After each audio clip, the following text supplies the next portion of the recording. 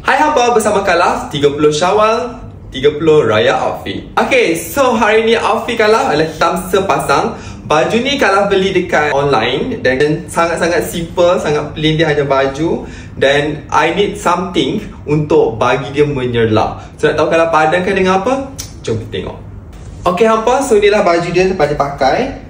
Dia macam kurta, tak kurta sebab dia panjang, paras paha. And then kain ni sangat simple. So jadi untuk bagi nampak baju ni tak plain sangat, untuk timbul design dia, kalau kena pakai samping yang bercorak. Dan tada, kalau pilih samping Elra. Okay guys, kelemahan sikit pada samping instant ni adalah dia tak ikut saiz pinggang tau. Dia macam, sebab kita kalau body yang ramping, ada dia kalau body yang pinggang kecil, punggung yang agak ada saiz, so dia macam tergantung sikit kat sini, dia tak betul. Kalau kita rapatkan dia macam jadi dia macam instant ni, kelemahan dia situlah, faham tak? So kalau prefer untuk bersongkor,